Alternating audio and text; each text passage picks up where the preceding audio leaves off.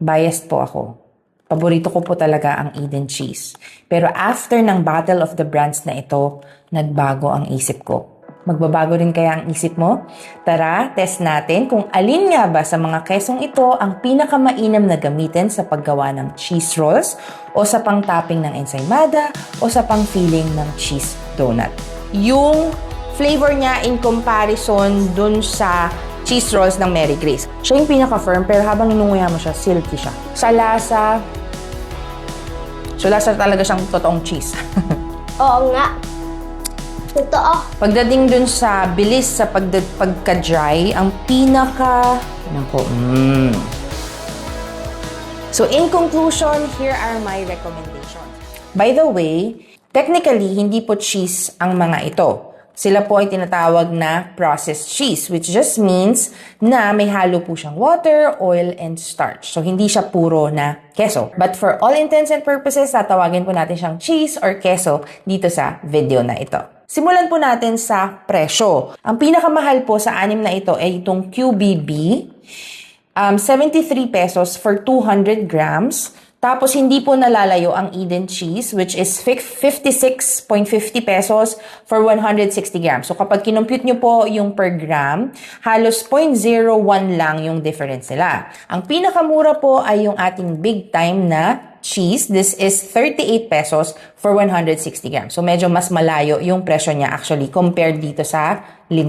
Next naman na i-check natin ay yung texture niya. Big time.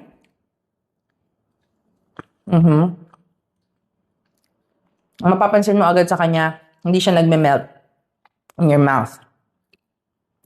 Next, cheesy. Soft. Silky feel siya. Nagme-melt.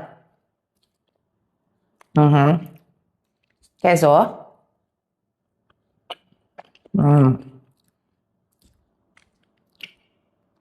Ang firmness niya parang katulad dun sa big time, pero mas silkier siya. Hindi siya kasing silky ng cheesy.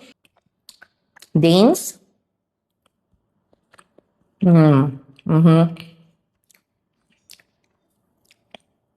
Mas firm siya sa daily queso at saka sa big time. Tapos yung silky feel niya, same sila ng queso, daily queso. Okay. Eden.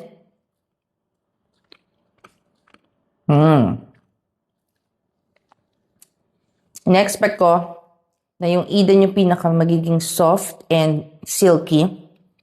Pero actually parang mas soft and silky yung cheesy. QBB. Siya yung pinaka-firm pero habang inunguya mo siya, silky siya.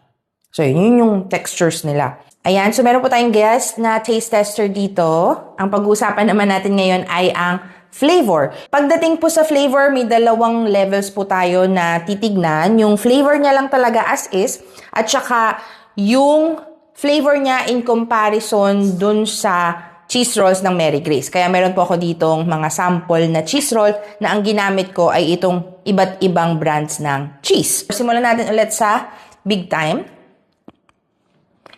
Noticeably, matabang po siya. Let's drink. Next, cheesy.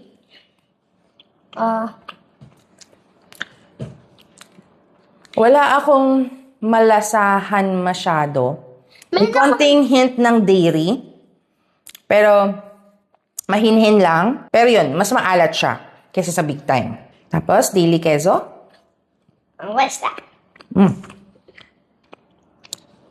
Ito, mas complex yung flavor niya kaysa dun sa dalawa. Kumbaga, mas malapit yung lasa niya sa cheese talaga. Ayun. Next, Danes. Beans? Yung Danes, lasa siyang queso de bola. So, lasa talaga siyang totoong cheese.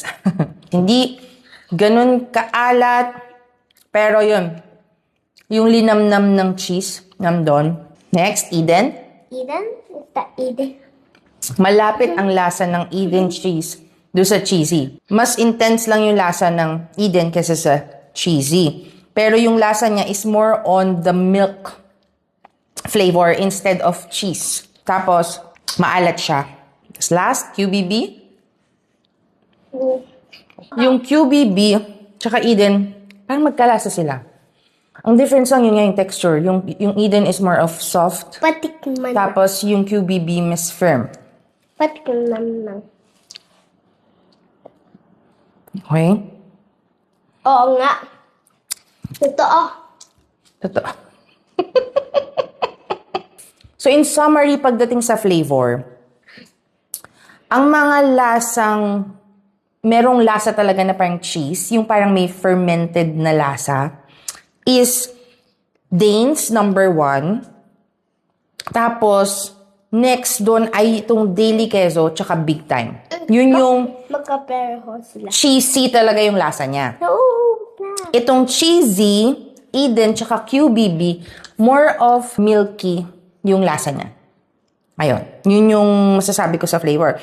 Ngayon, pagdating naman sa cheese roll kasi, ang gamit daw is Edam cheese. EDAM. Cheese na galing pa sa Holland.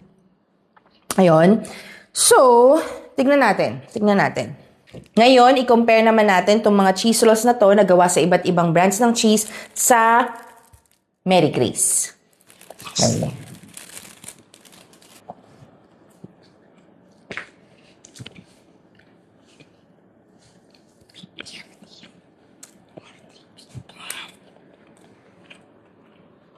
Sa texture muna pala. Matigas siya. Yung konti. Yan. Kung sa texture, ang kalapit niya, parang siyang Big Time at saka Daily Queso. Sa lasa, hindi siya maalat. Wala akong masyadong malasahan. Sobrang mild ng lasa niya. Hindi siya milky. Hindi mo rin malasahan yung parang queso de bola. Meron kasi akong queso de bola ngayon. Hindi ganun. Okay. So, tikman natin ngayon itong Big Time. Mas may lasa yung Big Time kaysa sa kanya. Ito, try ko. Next, yung cheesy. Next, yung Daily Queso. So, based din sa description nila na queso de bola yung gamit nila sa kanilang cheese roll, ang ine-expect ko na kalasa niya itong si Danes. Pero I don't think magiging magkalasa sila. Oo nga, hindi. Totoo. Mas masarap pa yung Danes. Kasi ito talaga, ewan ko po, kayo po, based po sa ano nyo.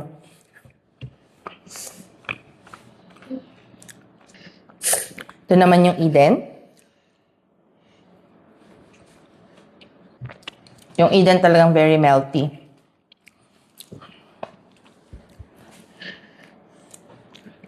So pagdating po sa comparison sa Mary Grace na cheese roll, ang marirecommend ko po na cheese ay itong Big Time cheese. Dahil sa texture, magkahawig yung texture nila. Dahil ang Big Time cheese, siya yung pinakamatabang sa alat. Mas may cheese flavor pa nga siya kesa dito sa cheese roll ng Mary Grace. Siguro kasi nga, kumbaga dahil itong mga processed cheese na to, may enhancers sila, 'di ba?